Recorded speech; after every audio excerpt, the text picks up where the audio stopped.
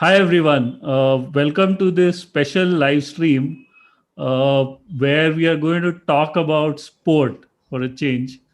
I have with me Rajesh Tiwary, who runs a very popular Twitter handle called CrickBC, uh, and is very vocal about cricket. Hi Rajesh, welcome to Bharatvaarta Sports. Thanks a lot. I also have Mahek, who you would have heard earlier on our episode on the IPL. Mahek is again someone who is very vocal about his views on cricket and cricketers. Welcome back, Mahek. Great to have you back. Hi Shivas, thanks for having me back. Hi Rajesh. Hey, Mahek. So today we're going to be talking about a bunch of stuff. We'll talk about the India-Australia series. Then we'll talk about the upcoming India-England series, and also look at some interesting omissions made by the IPL teams.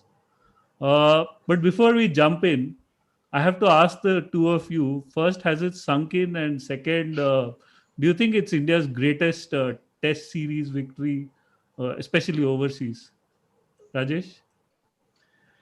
It has barely sunk in. I think it will take some more time for it to sink in. And maybe if you ask me next week, I'll give a different opinion. But right now this does feel like because of all the drama that was surrounding the victory, and the way we watch cricket, we actually as a country we enjoy drama. So if there is more Absolutely. drama surrounding the win, on pure cricketing grounds, you may argue, and I've been having some conversations with my friends that just the closeness of games, quality of cricket, one epic knock. You can say Dravid and Lakshman batting throughout the day against the greatest, one of the greatest teams in the world who were on a victory juggernaut. That is a different kind of achievement purely on cricketing grounds. But when you put this in the context of everything that was happening around the game, and then you add to the fact that you had so many injuries, you had so many rookies, there was so much sledging from Australian Yeah. side. That sweet revenge valley feeling that you get right after somebody says, somebody tells you that you cannot do something, right? So the greatest pleasure in world is in doing things people tell you that you are not capable of doing.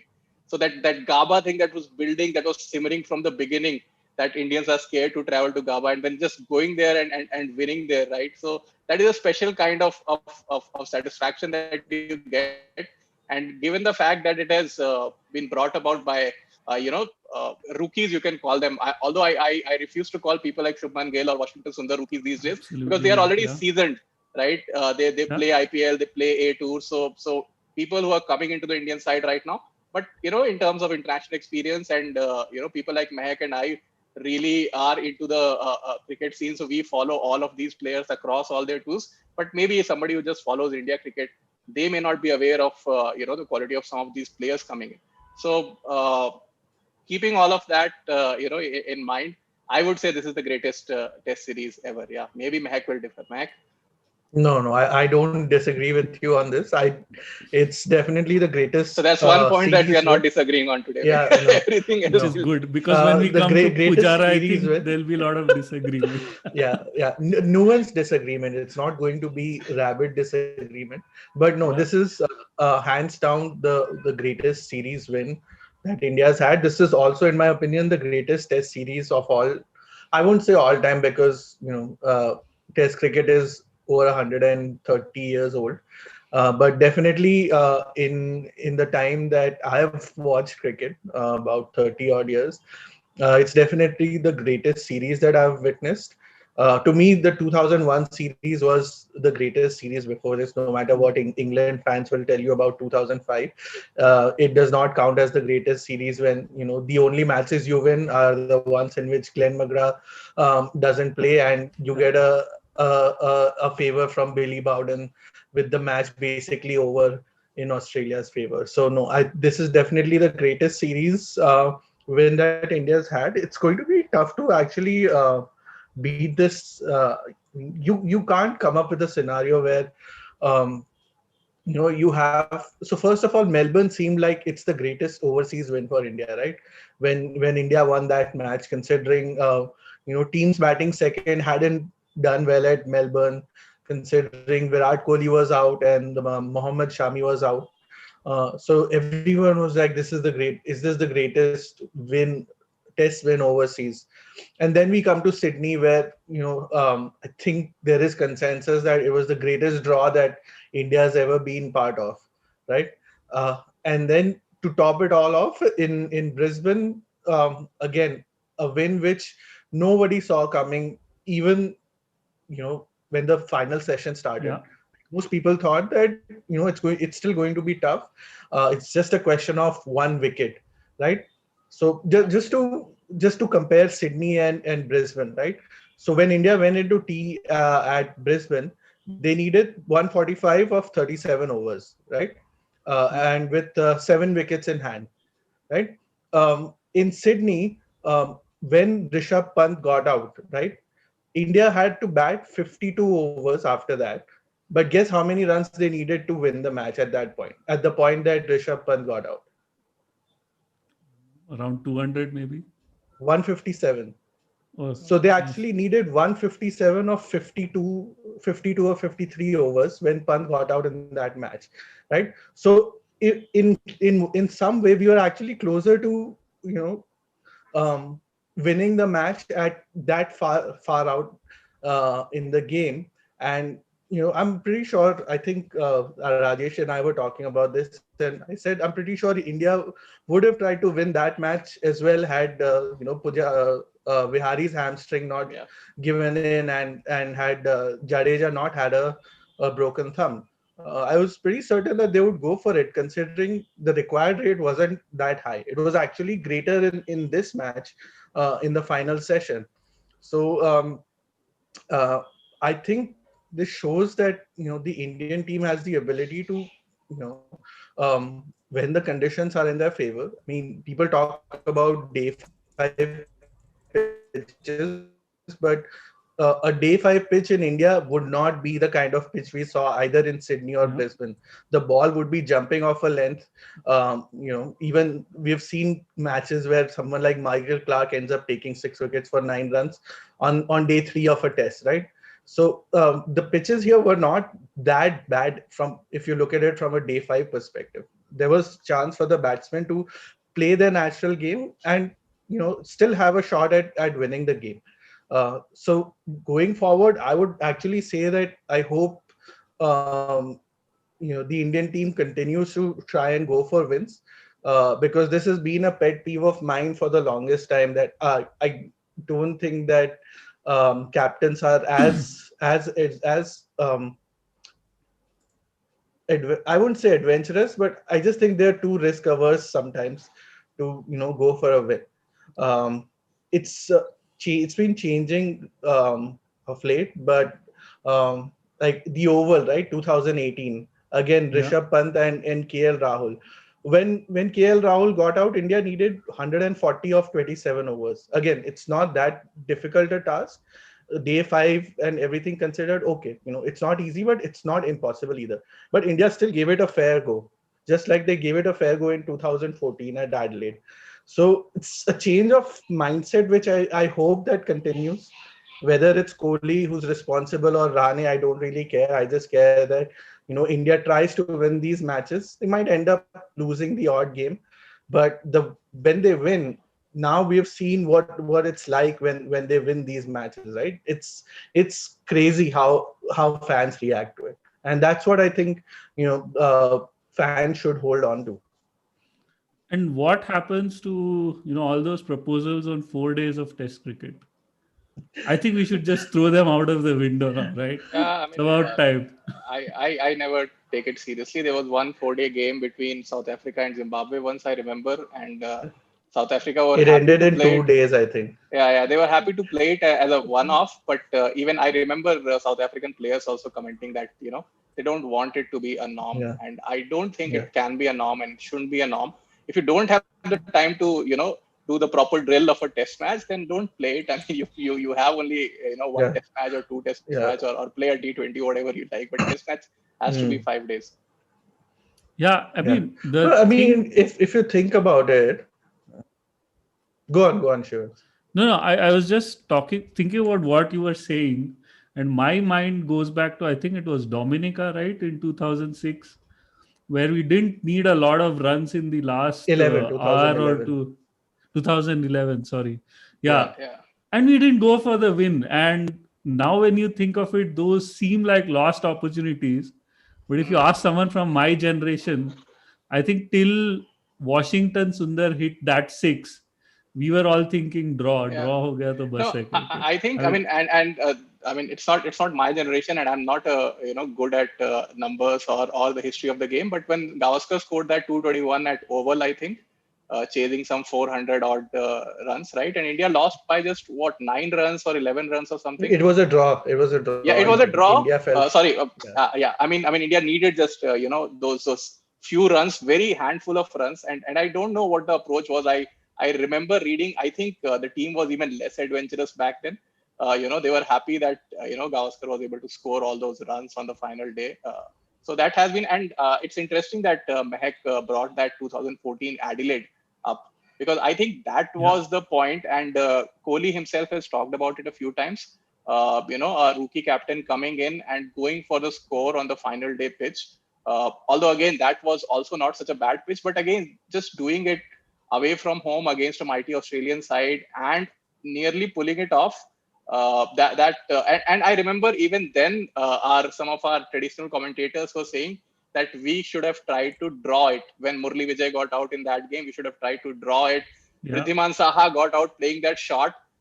Okay, Vriddhiman Saha is not as natural a hitter as Rishabh Pant is, but Rishabh Pant could have got out trying to go for the runs. So you have to, if you have to win, you should be prepared to lose sometimes. That Yeah. Adelaide was a loss. So this win in Gaba, right? It starts from there. The recipe was created then.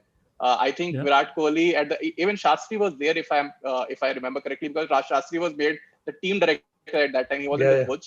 Yeah. So Yeah. Shastri and Kohli, I mean, all these people have brought in this culture. And another point I was making the other day when I was talking to Mahek only, that credit to Rahane that he always tries to play five bowlers. So, and obviously the entire think tank is part of it, but then Rahane backs his instincts and believes that he can go in there and play those five bowlers. One of the differences between Australia and India in this series was the how Rahane used his bowlers. I mean, we had our complaints with how he used Jadeja a couple of times, but overall he was able to distribute the overs between all the bowlers. He was able to keep them fresh. We saw that when the second new ball was taken at Gaba, both the Australian fast bowlers were jaded, right? So they were bowling not their natural lengths. They were kind of floating the ball through. And Yeah. Pat Cummins is a different beast, but Hazelwood was bowling a lot of half volleys. So that also comes down to Australia not having five proper bowlers, right? And then So I think credit for that also has to go to the Indian batsmen to wear them down, right? yeah, yeah, yeah, So totally, totally. when you Pujara, you mean to say?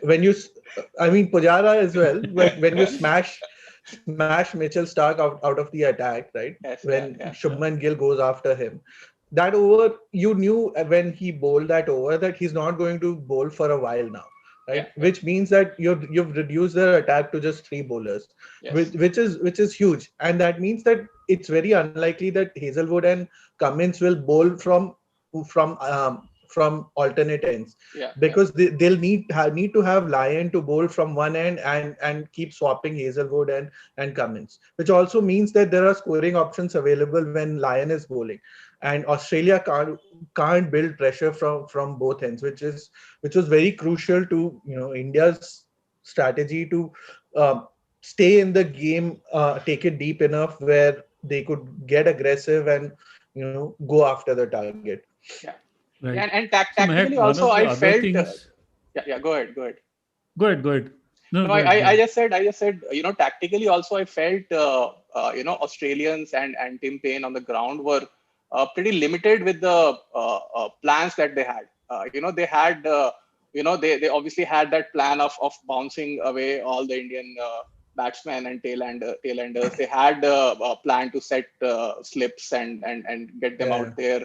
But Indians were better at attritional play. And yeah. between these two Well, teams over the that's last few always been the series, case. That's yeah, over always the been last the few case. series, Australia don't have that in yeah, their no, KG. they had it when they came to India in 2004-5 under Adam Gilchrist. That Yes, was one when series Ponting where they was did it. not captain and Exactly. That's Gilchrist what. when That's directed why Ponting I was made it a not him. point that playing. Yeah. Adam Gilchrist was the captain back then. Yeah. So that was the reason they were able to win that, because they were able Yeah. to better play that But attritional game better. and the fact that a whole day of play got rained out in Chennai, Yeah, that's true. That's and true. then Shashank Manohar rolled out a green top for Yeah, Australia because his guy lost the election. So yeah, you yeah, know yeah, yeah. all No, these no. I mean, there are I have to factors. make it a point to add these Yeah. But asterisks they to but they their won. They won Right. Bangalore win. fair and square.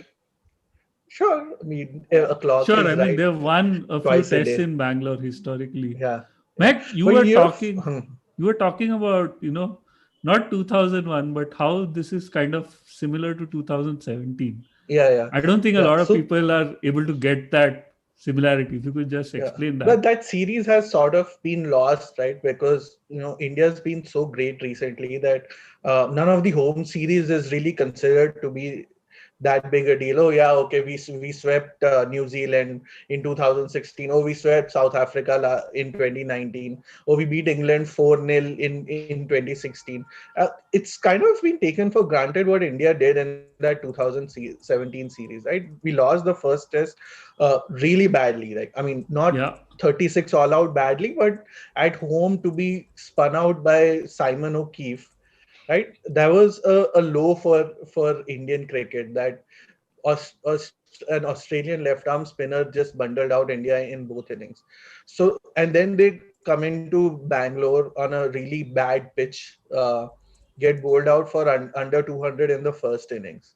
yeah, And Australia at the end of day two, they looked like they were up, and I think they were maybe 2 or 3 down at the end of day two, and they had already I think crossed India's total.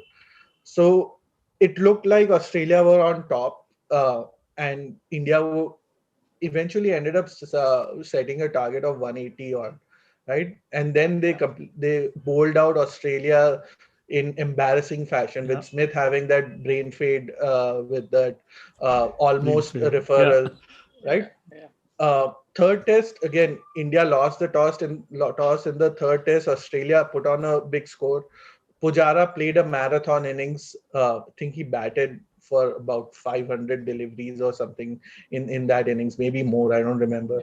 yeah, And it ended up as a draw. Final test again. Kohli is out injured. Rane is captain. He picks the third spinner in Kuldeep Yadav. In Dharamshala, which everyone expected to be a good pitch for fast bowlers, right? Because it's at altitude, the pitch there is usually green. Again, India lost the toss in that game, and came back to win the series 2-1. So there were some parallels. Obviously, the target there was not the same as what it was here. And Dharamshala isn't GABA, but I think at some point, players, and maybe this is down to the coaching as well, where the coaches have to constantly instill in the players that don't play the venue, don't play the bowlers, just play the ball, right? I mean, if it's a half tracker, it doesn't matter whether it's Pat Cummins bowling the half tracker or whether I'm bowling a half tracker. It's still a half tracker that needs to be put away, right? And whether it's at the GABA or in my backyard, I mean, it's fine. It's a bad ball. You put it away, and then you get ready for the next ball. And that's the mindset that you know you have to go in with if you're playing, especially if you're playing a really good side, right? You can't let yeah, yourself get psyched out by, oh, no team has won at the GABA in 32 years. Well, I mean, what happened in 1989 at the GABA has absolutely no bearing on what's going to happen in 2021, right? It's good for fans to talk about, and also for the team to have as an achievement. But when you're playing the game, at that point you're not really supposed to think of the highest successful chase at the GABA is 230 odd. Okay, well, Yeah. fine. I mean, what was the highest chase in Chennai before India scored 387? Nobody remembers, right? I mean, yeah, Yeah. records will only be broken if you have the the courage to yeah, go for it, and have the smarts to know how to approach it. Like, you can't get caught up in personalities, you can't get caught up in things which have absolutely no bearing on how the game is going to turn out. If Yeah. Pat Cummins has a bad Yeah, day, yeah. he has a bad day. If Mitchell Stark has a bad day, he has a bad day. You cash in on it. That's as simple as Yeah. that. So just Yeah. coming No, just on, to just pick up on one yeah, point I'm that coming to you. Mahek I said. have a question for you Yeah. actually. Okay. Especially you had two tweets on GABA. I'm not going to talk about one of them because I think you had that in your drafts for a long time before it actually came out. But I was just glad that I could send it out. Yes. yeah, but the other one where you said that that's like almost any Indian cricket ground, and if you look at Mm-hmm. GABA, Australia is also very smart when it comes to selecting grounds based Mm-hmm. on the opposing team. Dale Steyn has played one test match at the GABA, Uh-huh. and in that match Australia scored 500 odd in the first innings and South Africa made 450 odd. So it was a draw, it was a dull draw. Mm-hmm. uh, but still, I mean, it's it's not something to be afraid of. uh, when it comes to India is strong, right, across grounds. I mean, there are Yeah. two or three grounds where we've lost. So what was the thought behind that tweet? Yeah, I mean, I had taken a lot of, I mean, it had got on my nerve actually, all the Gabba talk. And, first of all these players trying to, some of them openly saying, all these ex-Australian players and media, some of them openly saying that, India are afraid to travel to Gabba. And some of them trying to hint that, okay, why are they complaining about the hotels and all? And it was actually kind of, I mean, at some point it got really low, I would even feel, right? Because you imagine a team going through from bubble to bubble, and as hosts, Yeah. you need to try and look after them as best as you can. I mean, if you look at the India England, and we'll talk about it, we are playing two tests at the same venue, so to avoid the amount of travel that the our guests have to do, right? So if there are, and situation is changing day by day, you have to be cognizant of that. So if they are making some some if they have some expectations from hotels or whatever, or if they want to just put this on table that can we avoid some extra travel, we should be gracious enough. And as host, and I was also, it baffled me that, do you really, are you as Australian team, the mighty Australian team, in such a situation that you think you cannot beat us without Gabba? I mean, and that's where the thought started. Ki, yaar, you come to our home, you pick the ground, and we'll beat you wherever you want. So, Yeah. right, I mean, and Sri, you were just saying, right, ki, Bangalore, they have won a few tests, right? So they won in 1998 in Bangalore. It's not as if we said, okay, we'll scratch Bangalore off, Yeah. right? So they came back, they won again in 2004, and that's fine. I mean, we did not say that, okay, now you have to play all the tests in Kanpur and Ranchi, right? I mean, if you, and Australians have said that they like Bangalore as a venue, fine, we'll play at Bangalore. We work with boards. Obviously, I mean, it's not, there are gray areas. I remember Hansi Cronje complaining. You remember, I could remember 96, 97 when Hansi Cronje really had a rant about Yeah. Green Park pitch in Kanpur at the end of the test series. But, just, sticking to this But point in India, 2008 Australia, as that, well, South Africa complained about Green Park yeah, on a turning yeah, track. yeah, Well, yeah, I mean, they got yeah. beaten with RP Singh and Srishant putting on 40 odd for the 10th wicket. You can't really blame the Yeah, pitch if you're unable to get the last two batsmen right, out. right. Yes. Right, Right. right. And sticking to the point about the pitch itself, right? I think Mahek made a very good point about that. A half volley is a half volley on any pitch in the world. And about the historical context of some of these numbers, 1988 was almost, I mean, the way cricket has evolved, this is an entirely different game that we play today. We must understand that. I mean, even if you Yeah. take There away is all the history of playing on uncovered pitches and all of that with different bouncer rules, different fielding. Yeah, you were saying something? No, no, I was just saying there's this big factor in Australia about drop in pitches, which is Exactly. Yeah, not drop talked in. But about Gabba is not often. drop in. Gabba Oh, is not okay. drop in though. Okay. Gabba is Yeah. not drop in. Yeah, yeah. Okay. So Melbourne and Sydney were drop in pitches, but yeah, Yeah. I mean, just the approach of players have changed. This is almost a different ball game. I mean, these players who come in, they have a different mindset. They train differently. They have different self belief. Not just batsmen, but bowlers also at times, right? They have different fitness, so you Yeah. cannot really Well, worry even at the too much about that Gabba, shit. Rajesh, I think 4 years ago, Pakistan scored 450 in the Yeah. fourth innings at the Gabba and lost by 30 odd runs. So We Australia did in not that do game too declared badly at GABA too in early. 2014 either, right? I don't remember the numbers, but we No, did no. not do too Yeah, badly at yeah. GABA in I think 2014. Yeah. And before that, we managed We a draw. lost, but it wasn't that bad. Yeah. Yeah. And we managed a draw also with Ganguly of all people scoring 100. So, that was the uh, rain, but anyway. no, we So got a I'll first inning lead by the way in that series. So, that was, I think, Yeah. probably Ganguly's best. At least it's my most favorite Ganguly yeah. test I mean, Yeah, innings. yeah. Zahir Khan took those wickets. So, I mean, at least we got the lead. And Yeah, uh, yeah. Yeah. if you Right. believe in all the hype No, around GABA that is in Australia, you mhm. would No, believe and that for them, every team. they've always had the opening test at the GABA, which means Yeah, that teams that exactly. are yet to acclimatize end Yeah. up playing there, right? Instead of playing their second, third, or fourth test Yeah, in the yeah, series. I just feel, just to sum it up, like I just feel as we should be more proud of our own home record.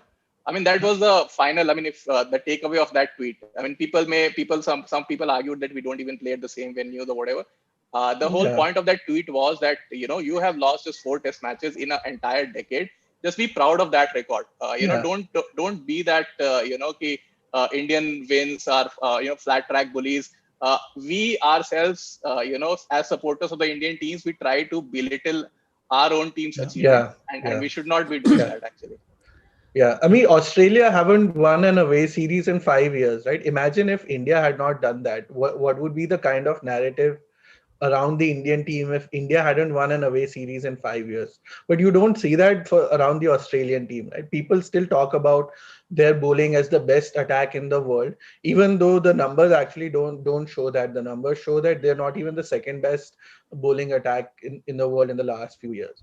But it's just because the people who write about it, the people who talk about it, they've for them it's just they use different yardsticks for different teams, and I just think that that's really unfair. And it's for people who know better to change that narrative. Right. So Yeah. I have some slides now. Let's go into each game now into a little bit of detail. Right. Uh, all right. So I think we should finish this one very quickly.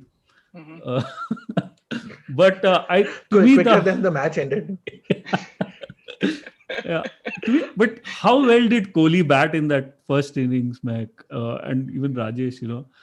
I thought he looked so different to all Yeah, the other batsmen, all the other yeah, Indian yeah. batsmen. He was batting like it was 2016, maybe. Yeah. Yeah, No, he had a similar innings in South Africa in the second test, I think. Where Yeah, he yeah. seemed to be batting on a completely different wicket. It was the same year. Uh, Probably I think the joint best innings for me in the series, along with Shubman Gill's 91, because you can Hmm. be flamboyant like Rishabh Pant, where you take risks, you offer the opposition chances. Whether they take those chances or not is different.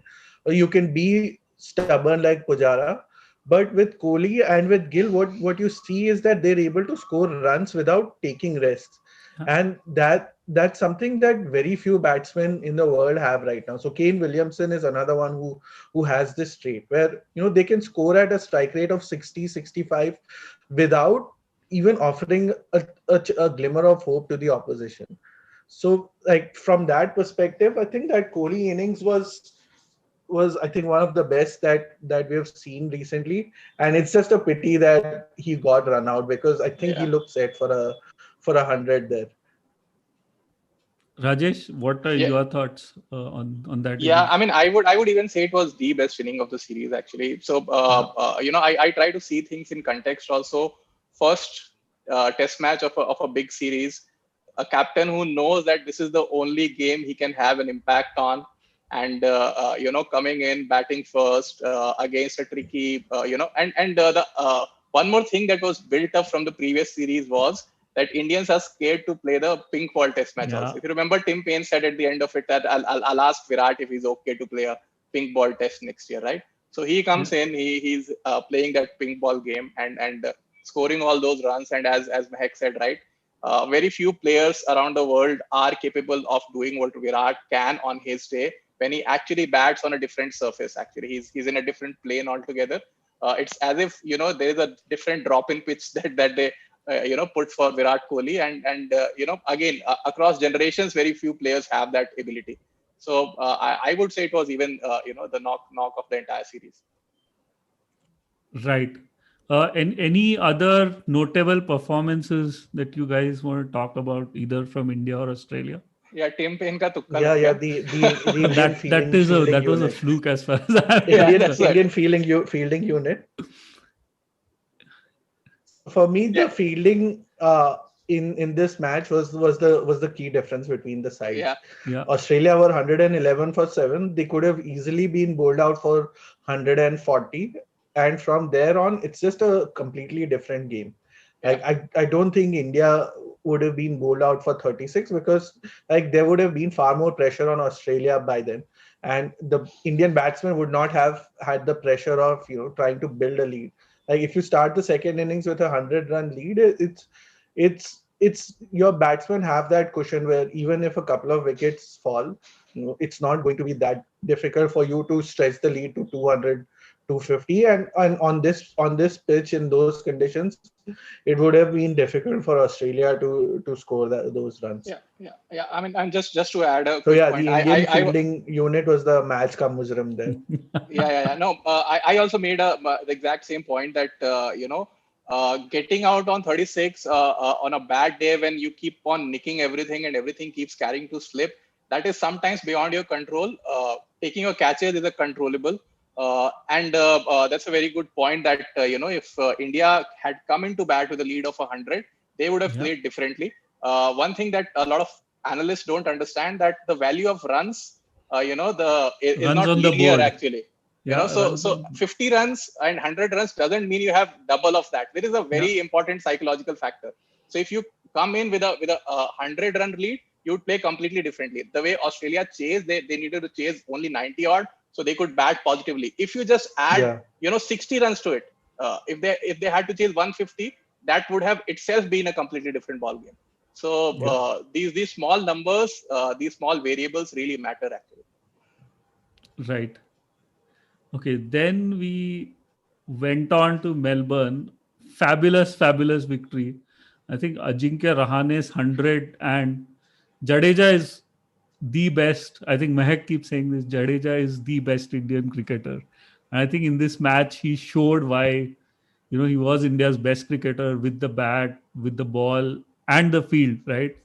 Was Yeah, it in this match that he had that run out? no, that was the yeah, next That test. yeah, was the Melbourne, next yeah. one, right? Yeah, I thought so. But brilliant, right? So again, Mahek, who are the standout performers for you? And Well, you you Bumrah know came you know back in who this I'm match, going I to think. name. No, I'm not asking you to name one. You can name and talk about each one of them. So for me, I think the biggest performer in this match was Ravindra Jadeja. Yeah, That 50 odd with Rahane was the difference between India um, having a lead of maybe 50 or so versus a lead of more than 100. That was a huge innings. And even in the first innings, he took a catch, which I think it was Matthew Wade, where he yeah, nearly collided with yes. with Shubman Gill. Shubman Gill, Right yes. now, like coming from the first test where the fielding unit had such a bad game, you've now brought in a guy who is one of the safest fielders in the side, and he takes a catch at a crucial moment, a tough catch, and it set the tone for India's fielding. I think in the whole match, Rishabh Pant dropped one catch, and that was it. So Jadeja's impact in the field with the ball as well in the second innings. I think he got Matthew Wade and who was the other guy he got? I'm trying to remember now. I think it It's was okay. I think it was Travis Head. Yeah, So like 3 wickets in the game, a 50, really good in the field. I thought it was really important for India to have that kind of guy, especially because he was sort of replacing Kohli as well, because in India, instead of playing 6 batsmen in this match, they decided that they're going to play 5 bowlers, and Ravindra Jadeja was the fifth bowler. Um, I wouldn't say I was surprised by it because he's been in really good form with both bat and ball the last few years. But him being in the side was a huge advantage. And he didn't play the first match because he was injured, but he had a big contribution in this game. Obviously, Bumrah also had a good game, and Siraj in the second innings when the Yeah. ball wasn't really doing much, he actually hassled the batsmen with pace and bounce. When Australia were sort of looking to take a reasonable lead, and instead India kept them down to under what I think 69 is what what their lead was when they got bowled out. So Okay, looks like we have some I think issues. that's where the big difference was. Yeah. Yeah, do you want me to come in? Yeah. Yeah, yeah, Hello. please do No, so come in. I'll just pick up on a couple of points that Mahek said and just add a few more. So Jadeja, as you said, right?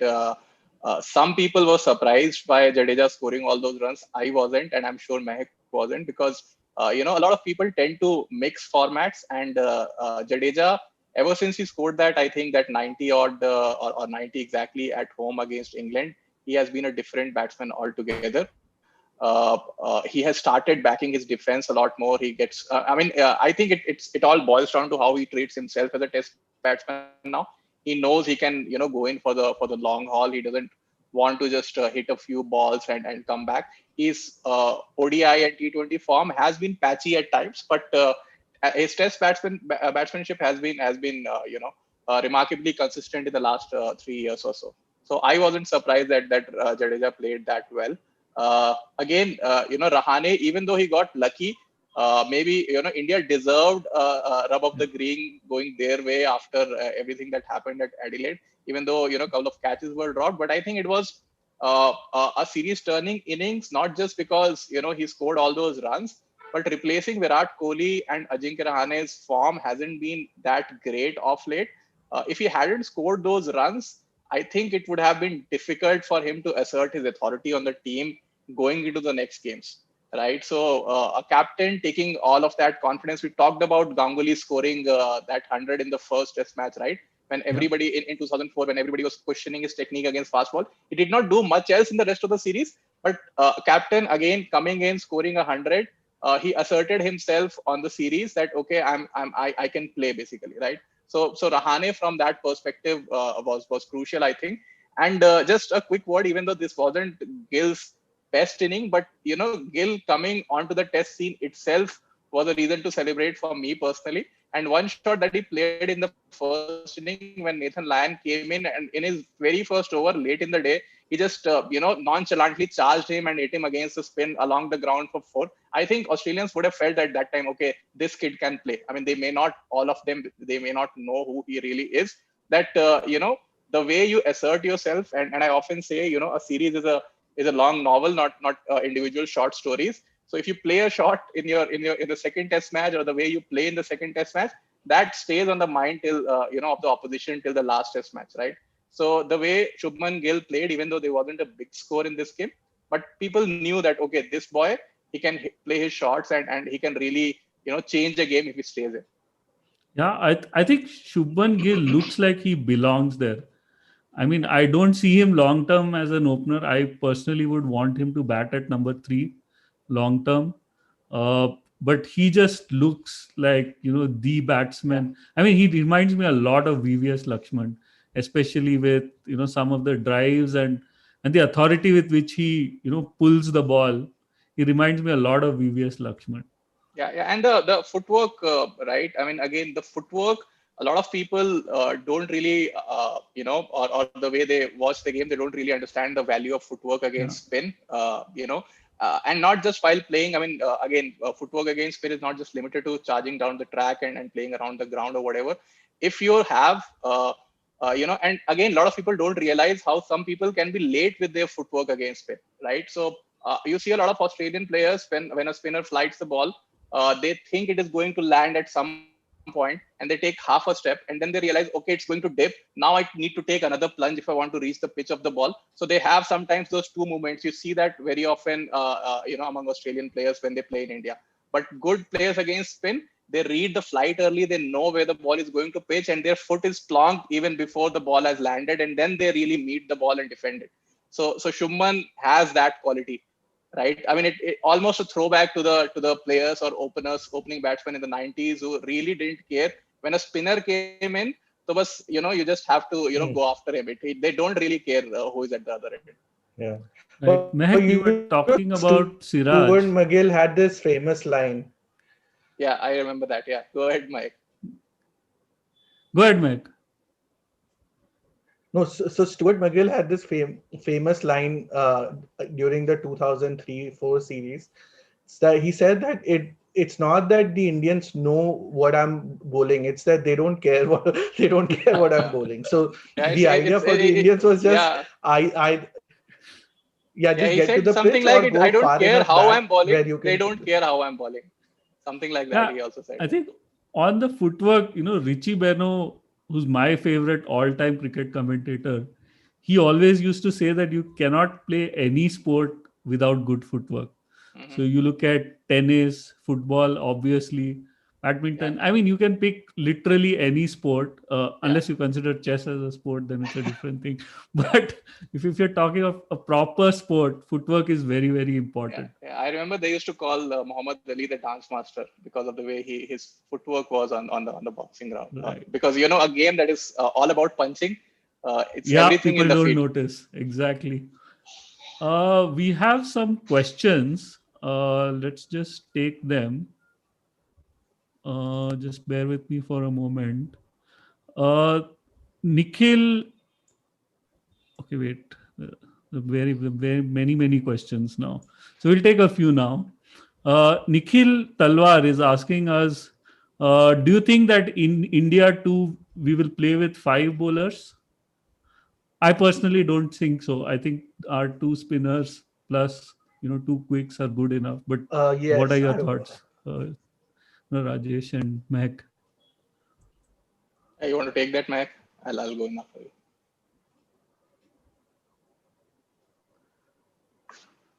Okay. I'll I just make a think India quick will point play actually. five bowlers. Yeah, I think India should always play five bowlers uh, because it eases the workload on the bowling unit. Yeah. I always believe that it's better to go with five bowlers because it eases the workload on them, and if it's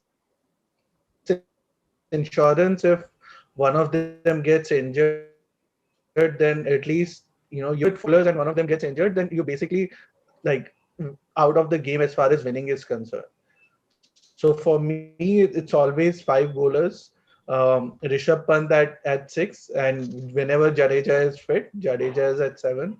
I mean, if he averages 50 in the last 4 years, if you have a guy with that kind of batting ability at seven, I don't see why you need a Hanuma Vihari at six. I just don't think you need Hanuma Vihari at six. I mean, as solid as Vihari was and the kind of sacrifice he made, in terms of what's best for the team, I think five bowlers is how India should approach every match. Right, Yeah. Rajesh, what do you think? Yeah, I also feel you need a very, very strong reason to not play five bowlers. Unless, I mean, the only reason I can think of is, you already know the pitch is a rank turner, and we may Yeah, not have more than 2.5 day of play. Maybe Chennai has had a reputation of turning a lot. I don't know how the pitch is right now because, we haven't played a test match there for a while. So I don't know how it holds up. And I'm also, I don't know how they're going to manage, but they are going to be two back-to-back test matches at the same venue. So I don't know how they're going to manage that as well. But I always like having, five bowlers, especially if some of them can bat. So Jadeja can bat, Ashwin can definitely bat. I'm, if Pandya starts bowling again, so I don't know how, if they can fit him in, say, overseas condition, then he can also bowl some of those overs and bat. Uh, Shardul has, if he plays again, he is in the squad, so he has shown that he can bat. But even if you don't have all those batting abilities, right, your batsmen need to score the runs. You need some of your tailenders to be able to hold the bat, especially to build those partnership. But five bowlers for workload management, for a long 4-match series, especially, I think 5 bowlers are always ideal. Interesting. Right. So we'll come back to the other questions at the end. Uh, Moving on, the Sydney game, right? And Steve Smith came back to form in this game. Another game which I think if Pant had stayed on, we would probably have gone for the win. Yeah. Uh, what Who are some of the key performers according to you guys? Rajesh, maybe you can go first in this. I'll set it up with Pujara so that Mahek can blast off later on. So Sydney, I think toss was crucial, and I think even though Australia got a decent score on the board again because of we said that India played the attritional game better. They did not really allow Australia to get a mammoth total in any of these games, right? I mean, if this was 450, this would have been a different game, right? And they could have, if India had not picked key wickets at the right times, right? So, but still, India was chasing leather after losing the toss. So, I felt that at least at this point of the series, it wouldn't be the worst option to try and go for a draw. And with that, I mean, again, lot of test matches. I don't think they go to the till the fifth day. Most of them don't. So Pujara taking all those balls. I remember something that Kumble said that strike rate. We should only in Test cricket. You should only measure strike rate for bowlers and not for batsmen. In most situations, it is irrelevant. Some people say that I'm almost excited how what Mahek is going to say after this, but so some people say I'm that very excited to hear Mahek after this. yeah. I mean, this may go on for 2 more hours if we stick to this point. So whatever Mahek says, we'll stop it at that. But another point that I wanted to make was I heard Ponting say that, and I disagree with most things Ponting says tactically, but he said that he puts pressure on the batsman at the other end. As you saw, later in the series, sometimes batting like that allows the batsman on the other end to actually play his natural game more freely instead of putting pressure on the other side. I don't agree with that. If especially if Indian team backs him to play that role, I don't really feel that batting slow in the first innings is such a bad thing. And Yeah, I mean Rishabh Pant obviously his first thunderstorm in Australia, and what a inning that was. I think it was a better innings than what he played at Gaba. Yeah. I think the circumstances in which he walked in, he was promoted. Rahane had just got out, and Australia were really sensing a win at that time, right? And the way he came in, obviously he took his chances. He got dropped a couple of times, but yeah, that was I felt was, and at that time also I felt that this innings will do him a lot of good, and he proved it in the next game itself, right? The confidence that he got from Sydney, he carried it to Gaba. So yeah, I mean, almost a path-breaking innings. It was really an expression of Pant on the big stage. Right. Before Mehak comes in, I'll just make a quick couple of points. I think, with Pujara, the strike rate is not so much of a problem as the fact that he doesn't rotate the strike enough. And Hmm. it's not about the opposing batsman as I see it. I mean, the batsman at the other end. But I think it kind of makes it easier for a bowler to get settled in and bowl at the same batsman over and over again. It's Hmm. not a criticism, but I just think that No, if he were to get, maybe one single every, and I spoke about this with Mac, that one single every four deliveries, that's good enough for me from Pujara. yeah. No, I'll just make a quick point, and then Mahek can take over because he has a lot to say. But I never say that Pujara is a player with great abilities. He has his limitations, and this is one of his limitations. And ideally, I would not have that. Obviously, I would like to have a player like Kohli, as Mahek Yeah, was saying, who can absolutely. rotate the strike. But he is a player of limited abilities. What he has is a lot of focus and concentration. I actually liken him a bit to Steve Waugh purely in the sense, and especially he showed it in the last match, right? Steve Waugh, for a long part of his career, he had this criticism, not in terms of strike rate or anything, right? So he had this criticism for a long time that he wasn't able to play the short ball, right? Especially Yeah. early on his career. And I remember there was this series in West Indies early on in his career where he allowed Curtly Ambrose and Co to hit him on the body. And Pujara said that, right? If I had put my glove up, I may have gloved it off, and he was okay letting the ball But prick that him. that was for Brisbane, not No, no, SC no, though. no. So I'm just saying he has this approach that The same quality, he's basically. prepared to look ugly, Yeah. just to Yeah. stay in. That is that old bloody minded cricketing mind. But yeah, I mean that's the only point. I mean he's obviously a limited player in many sense, but he has that bloody mindedness and he has that focus. Yeah, Yeah. I think it's Mahek. fair we let Mac have his say now. He's Yeah. been Kill waiting it. now. Well, so I completely disagree with you that Pujara is limited that way. I think he has far more range than he's shown in this series. And you can see that by the fact that just 2 years ago, when he played this exact same Australian attack in these conditions, he was scoring much faster than this and playing the same game that he was playing here. It's not like he was playing differently then, right? So if he was playing that way in that series and scored at a strike rate of 40, there is no reason why he should be scoring at a strike rate of 25, 26 in this series. So when I say that Pujara is batting too slowly, that is not by the standard we hold Virat Kohli or Shubman Gill to. That is, I'm holding it to his own standard, and this is a key distinction that people need to understand, right? Intent obviously does not mean that everyone bats like Virat Kohli, right? And intent often means that Pujara ends up taking a lot of deliveries on his body. I mean, I think a lot of people understand these things. It's not like they don't. The complaint there still is India was 70 for 1 when Pujara came into bat, right? In Sydney in the first innings. We had a good start, unlike Adelaide, where we lost a wicket in the first over. I think Shaw was out in the first over, right? And the Yeah. ball was doing all sorts of things there.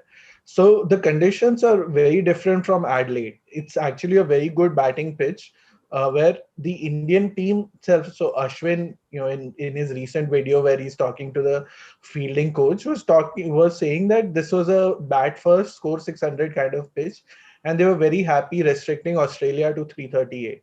Now, given the fact that India was 70 for 1 when Pujara walked in, sure, the second wicket fell shortly after. But I thought Pujara and Rahane, I wouldn't say it was Pujara alone, but Rahane as well, they completely shut shop, which is not how I would have liked the batsmen to be. I don't expect them to score at a strike rate of 50. That's fine. And especially at the start of their innings, it's okay if you're, let's say, 3 of 30 balls or 4 of 40 balls. I mean, sometimes it happens. You have uh, bowlers who are fresh, Cummins and Hazelwood, who give absolutely nothing away. You understand that that's part of setting the platform. You're trying to make sure that your tail doesn't get exposed. You're anyway batting second, so you're sort of behind the game.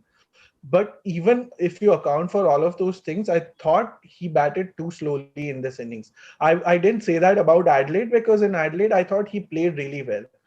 Sure, he eventually he got out, but the innings he played at Adelaide was, in my opinion, better than the innings he played in the first innings here. Um, and I Right. think 50 of 175 was just too slow. It was about 15% slower than his slowest 50 in the last series, right? So if you're making the argument that he's batting the same way that he was batting that 2 years ago, how exactly is it that he's getting such diminished returns compared to that year?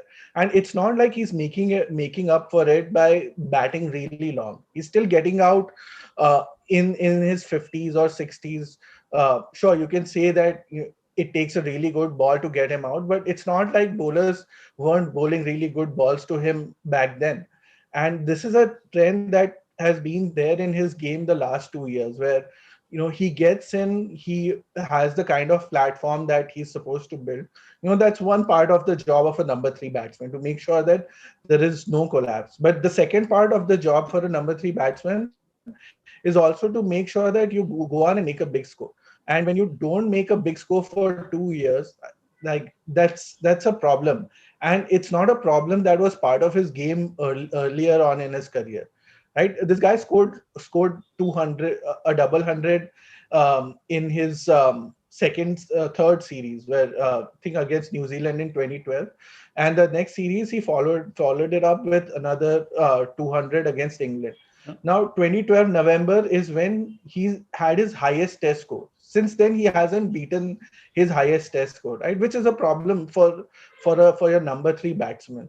So if he were batting this slowly and still managed to score hundreds, where once he gets to 70 or 80 he accelerates, fine. If he manages to do that, it's okay. But he's not doing that right now, and you saw that at Sydney in the second innings as well. It just takes one good ball for him to get out right now. And if that's the case, Right. then you have to ensure that if you get out, then the rest of the team is not in a place where you're sort of scrambling to then save the match. Like his second innings was still fine in this game. I thought, batting with Pant, he was okay there. He scored at a strike rate of 35 odd. Okay, I can live with that, considering Pant was going hard from the other end. But if you're scoring at a strike rate in the 20s, even after playing 100 plus deliveries, then it's just, and it doesn't take a lot of risk to go from a strike rate of 26 to 35, in my opinion, right? It's not like you're trying to accelerate by going for the boundary. And even when he does try to hit the ball, the kind of deliveries he used to put away, he hasn't been able to in this series. Like the Labuschagne over in the last game, that over Mhm. had 4 boundary balls, and he Yeah, tried to put I away really want to come in, each of Mahek, but them. I don't want to make this a 5 hour Yeah, yeah, stream on Mehak. I Pujara. think I think that's you Yeah, made your Yeah. point. So yeah. yeah. No, I Rajesh, So just it's just can I quick just word on. holding add him to one. his own standards, Yeah, yeah, not you can other No, add, batsmen's just but standards. no, just can I add just one quick point? no, no, I'll you do it can in 1 minute add, only. Yeah. and also, yeah, yeah, sure, sure, you can add, but I also want you to talk about Vihari and Ashwin, how they Of played course. in that Yeah. last hour or so. So yeah, Yes. all yours. Yeah. So on Pujara, I think the diminishing return that Mahek talks about. Uh, so the you and this is just my theory, obviously, that you have to get into the mind of Pujara, and the mind of Pujara, how it works is his first instinct is to not get out. I mean, whatever happens. So some players, when they are in poor form, because they are used to batting in a certain way, they may try to get that 35 strike rate, as Mahek was saying, try to maneuver the ball a little more, take those singles, and they may get out in the process. As I said, Pujara is not worried about looking ugly. It is possible that Pujara felt better form in his last tour, and I think he was in better form. And in He this was tour, in it better was form, yeah. So he wasn't in such good Yeah, form. That's what I'm saying, right? So this is out of form Pujara, and but he knows that okay, I'm out of form. This is that what I out can of deliver. formness, so yeah, let's is just 2 years long now. That's my Yeah, problem. yeah. It's not Yeah, a yeah, yeah. one No, I year let's agree, thing. let's and let's I'm let's saying that stick to his this career test maybe, series. Yeah. maybe diminishing his returns, and maybe not being able to kick on from starts. It may have something to do with fitness also, right? Your Yeah, concentration yeah. drops, and end of the day, all those balls that he played, right? Again, the value of that toward till the end of the series, wearing Australia down in this game itself. If he had not played all those deliveries, it would have been a more difficult But no task one in the argues last against inning. that, right?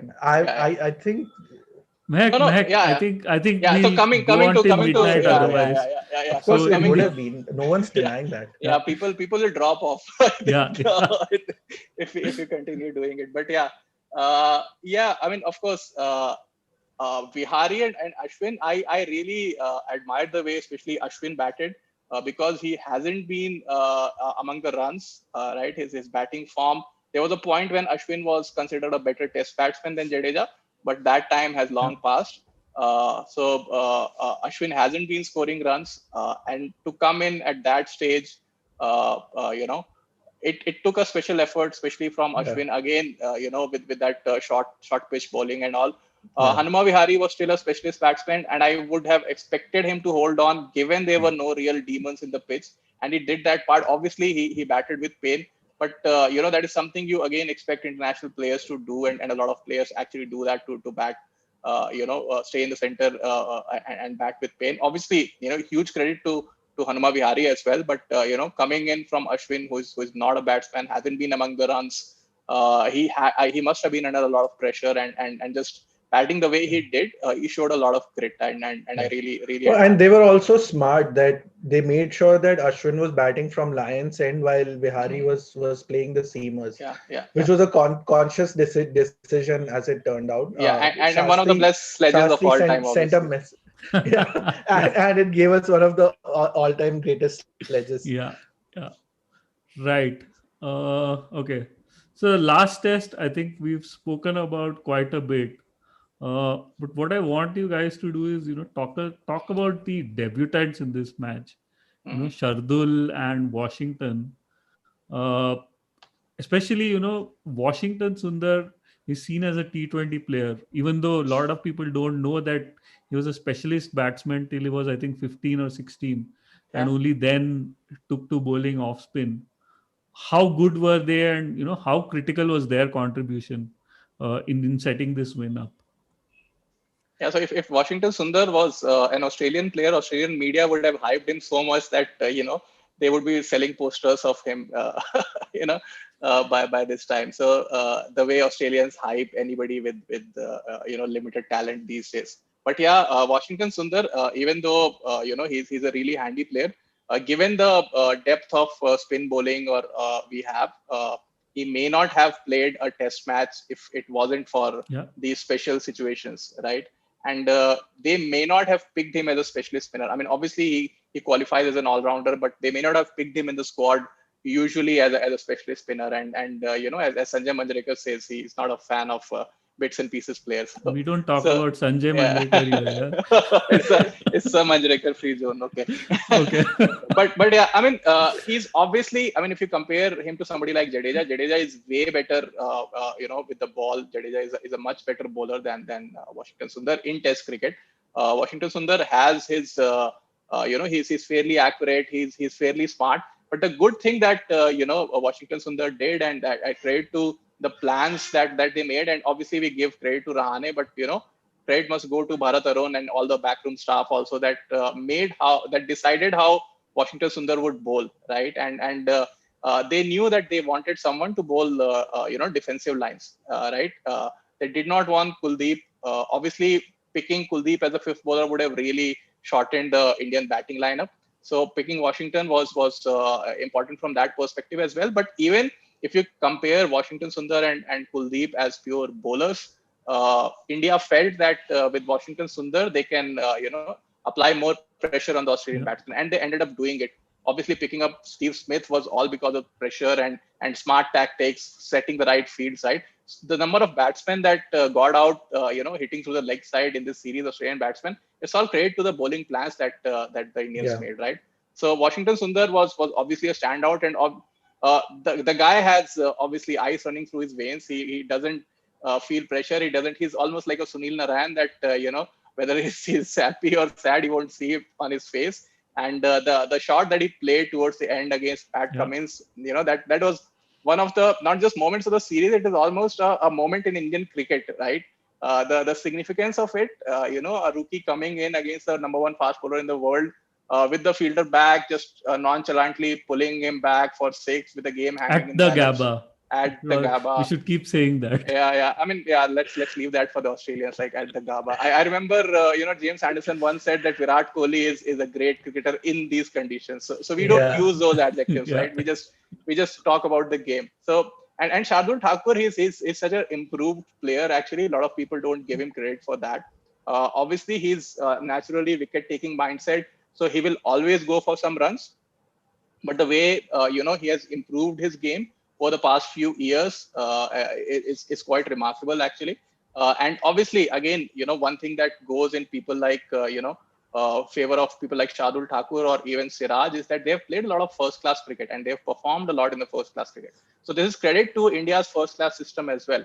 I remember somebody said that one thing that India has that Australia doesn't have actually is how good our Ranji system is right now. So players get a lot of exposure And in that. also the A team tours that Of India course, yeah. constantly has. A team tours, yeah. So both were, Yeah. obviously Shardul Thakur wasn't a debutant, but as Ravi Shastri said in that, dressing room meeting, that Shardul Thakur was almost a debutant because, Yeah. he did Well, not play any role in that last test. Rajesh, First do test. you think if Thakur had a fifer in the second innings, he would have been man of the match? Yeah. That's a good Right? point actually. He could have been, yeah. Because I thought he was a really good shout for man of the match, Yeah, considering he yeah, took yeah, wickets in both innings, and yeah, his knock in the first innings was as crucial as yeah. And some of the Washington's, right? shots he played, oof. Yeah, Yeah, yeah, that was a quick. Viv Richards swagger Yeah, to Yeah, his drives. Mahek, quick word on Natarajan. He came in as a net bowler, yeah, ended up playing a Yeah. test. Well, he's one of the most fairy tale stories, right now from this tour. Like no one expected him to play any matches when the original squad was picked. Guy ends up playing in all three formats and makes a crucial contribution in all of them, right? Even in this Yeah, game, he's the one who got Labuschagne out when Labuschagne looked like he was going to make a big score. yeah. And when the Australian tail was wagging, he was the one who took that final wicket in the first innings. Yeah. So yeah, his contribution might be lost, but it was a really good debut. Even if he doesn't play Test cricket for another 2 years or maybe never, it doesn't yeah, matter. But Yeah, the yeah, confidence he'll get from this, I mean, it's hopefully it shows in the IPL and in the T20 World Cup later this year, because he's definitely going to be part of yeah. India's bowling first choice bowling attack in that tournament. yeah. So I felt actually that he should have been in the T20 first choice squad all along, choice, and I said that on Twitter as soon as the side was announced. That I really felt. I Yeah. mean, the number of Yorkers and the number of Yorkers he nailed, Yeah. and just otherwise just Just the Yeah. the control, right? yeah, that's the Yeah. control that he And had. he He had had deserved a a much place. better IPL than Navdeep Saini. Yeah. Yeah, Yeah.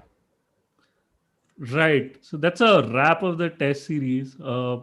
We have a test series against England coming up, and this is the squad that we've picked. Uh, any surprises for you guys here? Uh, yeah, I think go ahead. Bhuvneshwar Kumar not being in the squad was a surprise to me, because he is fit. He's playing the Syed Mushtaq Ali Yeah. trophy. So I thought he might have been in the squad, but I guess they obviously wouldn't have liked to drop any of the players who were part of the current squad. I think Natarajan and Seni are the only ones who missed out, right? Yeah, Yeah. and what So about what do you I'll just guys? Yeah, you can comment, but you also can you also tell me what happens to Kuldeep as a test I player? was going I was going to Yeah, say that basically that yeah, was the point I was going to pick on. That I would be really interested in how Kuldeep bowls from here. He has been he has been the net bowler for India actually on this tour, right? He never got to play any games, and that is one thing that I've heard from leg spin coaches, that for wrist spinners actually they need game time. yeah, You wrist absolutely. spinners do not develop their game, or their game doesn't remain the same while bowling in the nets. And I think that was one of the factors for Amit Mishra had a great test debut, right? Yeah, He picked a fifer on his test debut. Anil Kumble, when he was retiring, he said, okay, Mishi is picking all those wickets. So I think, I can walk into the sunset and let him take over. But he never got any games on the overseas leg because Harbhajan was our first choice spinner. And then his game, tapered off. His test game tapered off because he was always a good, white ball bowler. Obviously, there were other factors as well, but Kuldeep Yadav not getting any game time, and I think his confidence has been a bit low for a while.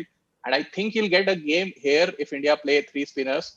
It will be very interesting because it can be make or break for Kuldeep Yadav, yeah, because there yeah, are other spinners knocking on the door. Hardik Pandya is another one I think is interesting. I won't say that he doesn't deserve a place in the side, because I think he's proven himself to be a very handy bat.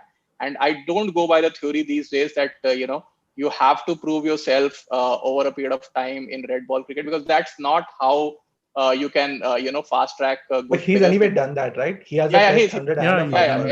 that. he has done that. I'm just saying that people may say somebody else from the domestic circuit has a better record. You sometimes have to back some players. I almost had this. I was backing the plan of retaining him in the test side as a pure batsman, and it might have So been with interesting if he Hardik, had it's just a played case back. of he's not everyone's cup of tea is the reason some people are skeptical of Hardik Yeah, Pandya. yeah, yeah, I don't think it has much to do with his cricket. It has more yeah, to do with yeah, yeah. his personality. Yeah, it'll Yeah. it'll just be interesting to watch him play as a pure batsman. Yeah, Will he And play though? do you Because see I don't think Akshar he will make the Patel? 11. yeah. Do you He see? may not. He may not. I'm just saying because he's in the squad. If he plays, it will be interesting. Yeah. Hmm. And do you guys see Akshar Patel fill in the Jadeja role, or do you think Washington Sundar might get a game or two in this series? So for Yeah, me, I think it should be Akshar because he's the only one who turns the ball away from the right-hander. yeah, And the England team right now is full of right-handers. So if you need someone who's going to turn the ball away from them. Ashwin, for as good a record as he has against left-handers, his record against right-hander isn't as good. Yeah. yeah. I would have He has actually done liked to well see against. a proper leggy also. They could have picked Rahul Chahar or somebody. Yeah. That might have been interesting. Hmm. Right. I think they went with Akshar because they wanted some control as Yeah. well as Yeah, depth in the batting lineup. yeah, yeah. But But but will England he are horrible really play against ahead of leg Sundar? spin. I England are think. horrible against any spin. Yeah, but no, so it will be interesting if because if Ashwin is playing, they might not want to pick two off spinners, so Right. that may go against Sundar. Yeah, but again, how do you drop him after after the last game Exactly. The is the same way you problem, drop right? Karun Nair after triple hundred. I know, So but I mean, not everyone is built the same way. Karun Nair was yeah, always disposable. yeah. I mean, Like if you consider that you cannot even drop Shardul Thakur, right? And but yeah, here we are. I mean, Right. it is likely that Siraj himself will not play, right? Because we There's a would be good able to chance, play I only two would fast think. bowlers, and Ishant Yeah. will play.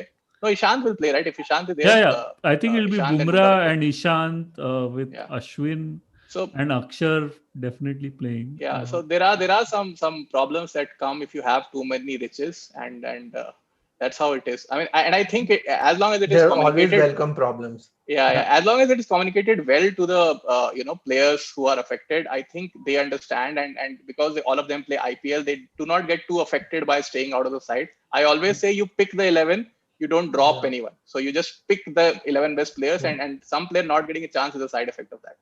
yeah, yeah. And do you guys think that the debate on Pant versus Saha is kind of done now? And do you guys actually see Riddhiman Saha making a comeback into the Test 11? No, I don't see him coming back, especially with India playing five bowlers. Unfortunately, there is no place for him. I really like Yeah. his keeping, Yeah. but if his batting has gone as bad as it has, I think like he hasn't scored a 30 in his last 13 Test innings. So as good as a keeper he is, like those are really bad returns. And on the other hand, Pant has been batting the way he's been batting, and if it's the odd miss, if it's the odd drop chance or odd miss stumping in the game, it should be fine because India have that much quality that they would overcome it against England at home anyway. Yeah. Yeah. This is why I love having Mahek, on a podcast. He comes up with these wonderful stats. No 30 in the last 30 innings.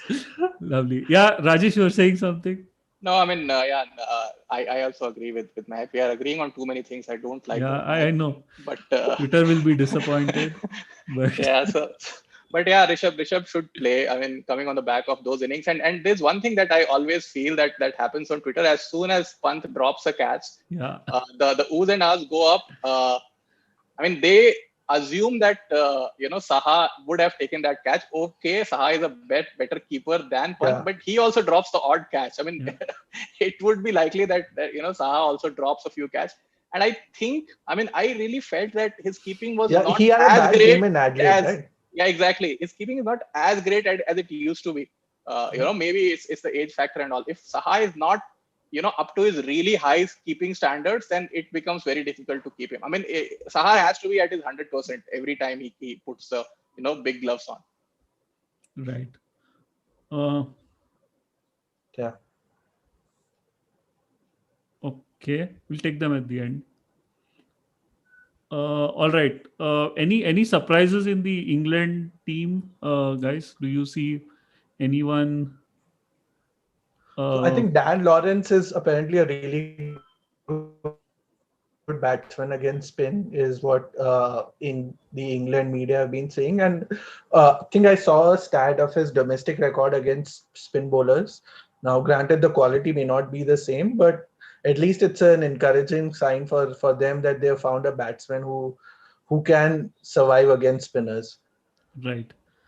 Okay. I'll quickly stop sharing the screen and pick up some questions that we have. Uh, there's a bunch of them. Uh, okay, we have one from Basavaraj.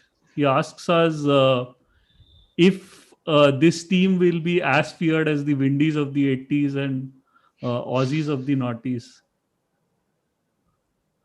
Uh, I don't think so. I mean, that fear factor of Windies was something else. I mean, if you have a battery of four fast bowlers who can knock your head off, that is a different kind of intimidation. And the intimidation that people like Hayden opening the batting and Ponting coming in, hooking the fastest bowlers in the world. That was a different sort of intimidation.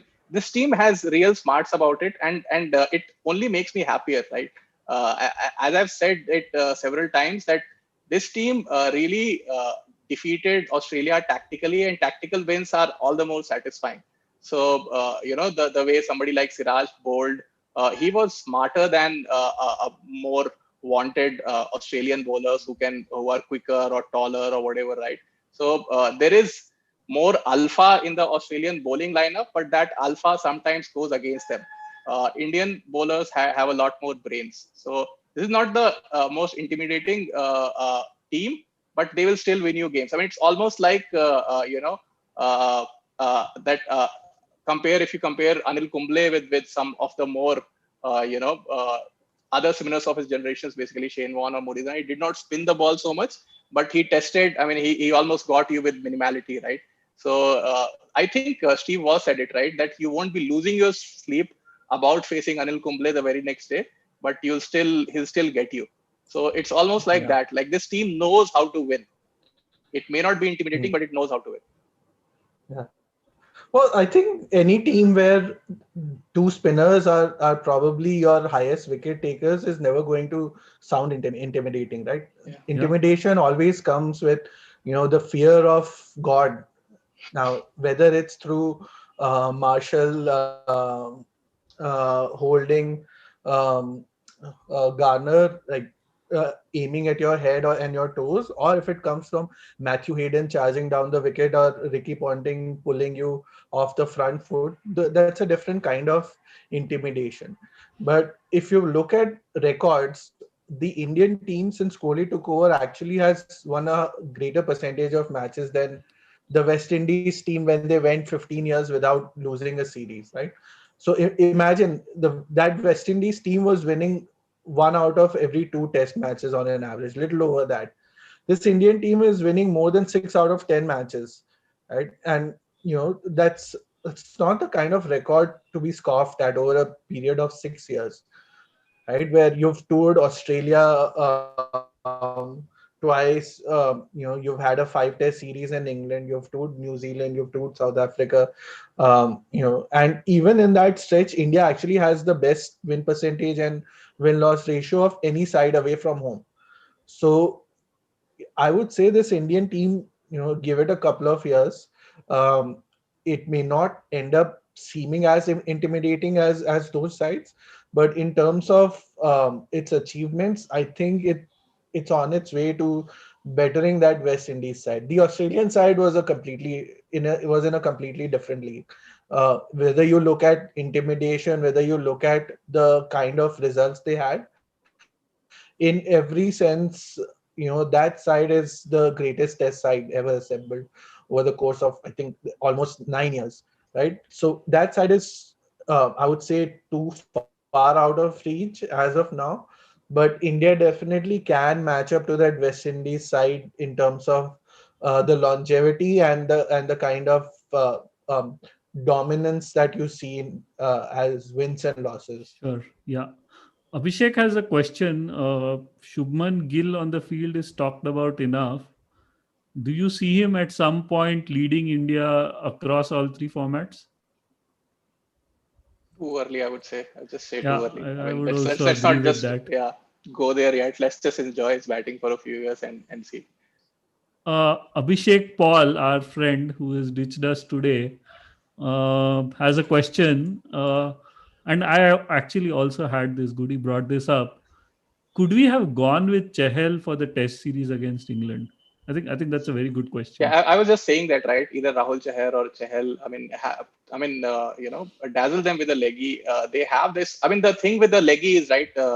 Mostly Because Chahal has traditionally, very good control as well yeah. I for mean, a so leggy. the thing with the leggy is, right. They fail to read generally the variations of a leggy, right? So Yeah, that's one thing that a pure leggy brings. And Kuldeep is there, and they may fail to read him as well. But a pure right-handed leggy, I would have had one. I mean, I always like to just enjoy the sight of England struggling absolutely. to pick a googly and stuff, right? So just out of that that Fraud also just enjoying their pain, I would have picked a uh, leggy. Right. I Yes. think we'll take one last question from Sumit Mathur. And I think both of you should answer this. Everyone being fit, what would be your India Test 11, home and away? That's a toughie. I think this is Mahek's territory. All right, Mac, go on. I think he's stuck again. Maybe you can take a shot, Yeah. So Rajesh. I mean, home and away, I won't compare it that way. It's just that who are your preferred openers? I would say I think whatever we had at the end of Gabba I'm are happy. preferred. I'm happy to. Okay, we Yeah, go lost on, you go again, on. man. Yeah, so I think Gill and Rohit are fairly settled, right, at the top of the order. And Pujara, I would say, is settled at number three. He is not. I still agree. He's not delivering the goods, but whatever his returns are, they are satisfactory. If he doesn't get that big score, going forward as well, we may have to reconsider who to play at his position. Number four should be Kohli. Rahane is also dicey. I mean, we may have to consider a replacement for him if he doesn't get the runs, but he still makes the cut, according to me. Six would be Pant, and then we will have the five bowlers. Typically, Jadeja and Ashwin will be our top two choice spinners, and then with fast bowlers it gets tricky. But I don't think Ishant, Shami, and Bumrah have done anything to not Yeah. deserve a place in the first choice test squad, right? I mean, you may change it around a bit. You may pick the third spinner if you're playing in India. But yeah, that would be pretty much it. I mean, even though we have so much riches, right? But the squad, the playing 11 pretty much still picks itself. Mehak, any changes that No, you no, would I drop? completely agree with Rajesh on his Again, 11. too much Uh, agreement. I would play Ashwin and Jadeja in almost all conditions. Yeah. Yeah. If and three seamers outside India, three spinners in India, or even in Sri Lanka if we're playing there. And if it's a really green top, then I would drop Ashwin and play a fourth seamer. But Yeah. that's a That rarest of that would be rare a good pick. occasions. Yeah. But otherwise, it's a pretty solid 11 to have. And I Yeah. mean, if you want to rotate fast bowlers to rest them, then obviously you have Bhuvi, Umesh Yadav, Siraj to rotate Ishant, Shami, and Bumrah. Yeah. So one good thing that this team has done over the years, right, especially with bowlers, they have a good pecking order. They have a pre-decided pecking order. They know that they will go with these three first, and that's the order in which they come into the series also. And in this series, we got the chance to see the entire pecking order because Yeah. everybody got injured. But they have their pipeline. They know who will come in first. If one fast bowler gets injured, then Umesh will obviously get the look in first. If another gets injured, then at that time it was Saini. Maybe Saini has dropped down now, and I think it would be communicated to them, and they would know that okay, who comes in after this. So it's not just about the 11. I think we have the pecking order also sorted out. So if a opener Yeah. gets injured, I think Mayank will get Yeah. say Gill is not playing, Mayank will come in again, right? Shaw was a choice, but Shaw is no longer, maybe he's fourth or fifth now. Yeah. So that way, we have our selection priorities pretty sorted. Right. So I'm going to just share my screen again. We have one last bit of topic to discuss today, guys, uh, which is the retentions, or more importantly, who have been left out by the different squads in the IPL team before the mini auctions. Starting with Mumbai, are either of you surprised? I'm surprised that James Pattinson was not retained. But Yeah, other than that, and Nathan Coulter Nile also. I was surprised looking at his name as well. yeah, yeah. Mehak, Mehak I doesn't like just Mumbai, just but James Pattinson, I think, was the only one. But I mean, it could just be that because this IPL is in India and not in the right, UAE, so you don't know what they're planning to do in the Yeah. auctions. I And think you don't we'll question only know. Mumbai Indians. They must know something. yeah. Rajasthan Royals. Are you surprised that Steve Smith? I know he didn't have a great IPL, but Steve Smith being dropped. Yeah, I would Uh, say it's even a good move. It is surprising, but I think it's a bold move and the right move. Steve Smith is not a permanent T20 player, and Rajasthan often struggle to get him into the side. I'm more Yeah. surprised. I mean, Tom Curran, I think he was underutilized last yeah, year as well. He's a fairly good all rounder. He's good at death also, bowling wise. So I don't know. Some teams he could be really useful. Again, as Mahek said, we are playing in India, so they are thinking that fast bowling all rounder may not be so important. yeah. It does seem like a pattern. Even with RCB, they have dropped bunch of Yeah. seamers. Yeah, RCB though. I thought Morris was a big surprise because Morris is a really Absolutely. good batsman down the Yeah, order, and in Bangalore it's a short boundary at altitude. It should suit him. yeah, So I yeah, think they could have kept Morris. Who knows? They might bid for him again. A lot of teams seem to do that, where they Yeah. release players because they cost them too much in the previous auction, only to try and get them on the cheap in the next one. So that's also possible. Yeah, yeah. yeah. I have a Moeen And very Ali is a strong hunch surprise. that Mumbai will go for Chris Morris. Morris, yeah. I mean, that would be a story at the end of another tournament that Morris has done so much for Mumbai, Yeah, and even Aaron Finch, in India he could have been more useful, but I think they have had it with Finch. Moeen yeah, Ali, I almost felt they never utilized him well. I think Moeen Ali is a Hmm. fairly good bat in Yeah. T20. If you look at his performance in English domestic scene, he does very well. So Even I'm surprised. internationally, he does well. Even I internationally, don't know yes, why. yes. Yeah. Yeah. So again, it's an RCB thing. There are too many overseas players you are dropping. So a lot of the times, Moeen Ali wouldn't get a look in because you had these other overseas players. Now with yeah. them gone, maybe you could have focused. But I won't even attempt to figure But out who are how their overseas RCB. players now? It's AB de Villiers. Yeah. Who else is there as their You overseas have player that now? Australian wicketkeeper that AB likes a lot. What's his name? Carey, Alex Carey. No, no, no, no, no, no. The other one, Josh Philippe. Josh Josh Philippe. Phillip. Ah, Josh yeah, Phillip. right. Yeah, Yeah. but he's not really going to do well in India, right? Or at least you're not sure of him doing Yeah, I well mean, in so they India. So may this make him seems like keep a wickets sooner revamp or for him. later, actually, because AB may not keep wickets for another season.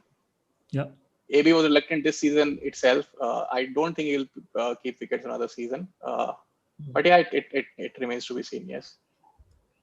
right. And Udana, I thought, I mean, from what I recall, he was pretty okay Yeah, in the yeah, UAE. yeah. But He was I guess okay. with the Bangalore pitch, the fear would have been that he would have been whacked all over the place. Yeah, Yeah, I I don't was know. surprised he didn't get whacked in the UAE. So Yeah. But he has decent variations. You could imagine. Yeah, at Bangalore he will get whacked, but on some of the other pitches, I mean, it's just a Bangalore thing. I'm sitting in Bangalore. I may get Yeah. pelted I am if I also step out. sitting in Bangalore, Yeah. so So, but all yeah, good. I mean, it baffles me. Yeah. Some of the things they do. It's almost as if that they just wanted to, refresh your wardrobe sale. Let's just throw everything away and buy new stuff for the wardrobe because that's what I want right now. Right. Don't see too many surprises in Yeah, Sunrisers. I quite like Billy Stanley. It's just sad he hasn't got a lot of chances. But yeah, 3 years ago when he played for them, he was really good with the ball. yeah. It's just It's that a they have lot too many harder for quality overseas overseas players, players. right? Yeah, Yeah. In Sunrisers, it's very hard for them. yeah. Chennai again. I think it's a good move. They're getting rid of a lot of older players. Yeah, yeah. Hmm. Uh, yeah, And all right moves. I think no yeah. surprises. I don't I think think anyone. they could have Of, dropped Karan Sharma as well. I can actually imagine them dropping a few more players. I don't know why yeah. they did not, but yeah. Uh, okay, moving on. Yeah, We Delhi, I have think, Delhi. Yeah, yes, Sandeep Lamitsane, I don't know why they were not able to, utilize him better. And he would be somebody I think, other teams will be keen to pick on. Yeah. Jason Roy, obviously, they yeah, don't think they need an overseas opener, but, again, a few teams would be keen to get him. Uh, so, yeah, I mean, some big names there. yeah, Yeah. Well, with Lamine Chane, unfortunately, they just don't have room for Yeah, I him, know, right? I They know. Yeah, have three quality Indian spinners yeah, in the side. So I mean, Mishra ji is going to be back. yeah, yeah, true. right. Kings Hopefully, last the 11 season as well. again had a pretty torrid IPL and doesn't seem like a lot of surprises. I mean, Glenn Maxwell disappointed big time in this IPL. Yeah. Only if you had any hopes from him, which I didn't have. Yeah, So so I won't be surprised, and given the reputation that he carries and the things that Sehwag has already says, it will be interesting if no team bids on him, right? Yeah, I mean, if people really think that if you're here for a vacation, and that would be a statement. I yeah, think Sheldon Cottrell, he wasn't utilized properly. He's a good again somebody like a team like Mumbai Indians that can bowl him up front 3 or 4 overs. He's not a death yeah, bowler, but he bowls very well up front. So he would be a utility for other teams definitely. Uh, K Gautam, Krishnappa Gautam, I really like that player. yeah, I think yeah, he's a handy player. He's a good local, and he can bowl those tight overs as well. Again, Punjab, they gave him a couple of games. In one of the games, they asked him to bowl the 20th over. So I wouldn't be too pleased with that. But again, I think teams should go after Krishnappa Gautam. He's yeah, a yeah. good overseas player. Rajasthan used him quite well actually. Yeah, they did. He was with They did. them. yeah, They used him really well. yeah. KKR again, Tom Banton, is that a surprise or do you think they have enough players who can Yeah, play they like have that? enough. They can drop Tom Banton. All these random England and Australian players, they should not be retained at Yeah, all. There is yeah. no Yeah, point retaining them. right. Just stop sharing my screen. Right. So that brings us to the end of what has been the best cricket discussion I've had in a very long time. I think the last one also had Mahek in it, which we did just before the IPL. Mhm. So hopefully, this will be a regular thing on Bharatvaarta where, ever so often we'll talk about the recent sporting events, With do some detailed Abhishek also analysis. there. Abhishek is needed. Someone has actually said on chat that Abhishek is not there because I'm jealous of him. But trust me, I do want This is Abhishek back. Kohli Rahane. This is Kohli Rahane equation is what it is. Yeah, Kohli, yeah. Kohli, Rohit, yaar. I mean, come on, itni jaldi, itna bada controversy you forgot. Like this is the real thing is still Rohit Kohli. Yeah, Kohli Rana is not really a controversy. Otherwise, we would have talked about it when we were discussing the Indian team as to why Rahane is not the captain. I think Yeah, Kohli is but going to be now the test captain for a long time. if it's not Kohli, then the captain will be Rahane, right? You can't jump the queue and give it to Rohit after what Rahane Mm-hmm. has done. I wouldn't have That's Rohit in true. the test squad, but that's another matter altogether, right? So, all right. So thank you guys. Thanks everyone for tuning in. Till the next time, stay safe and Jai Hind.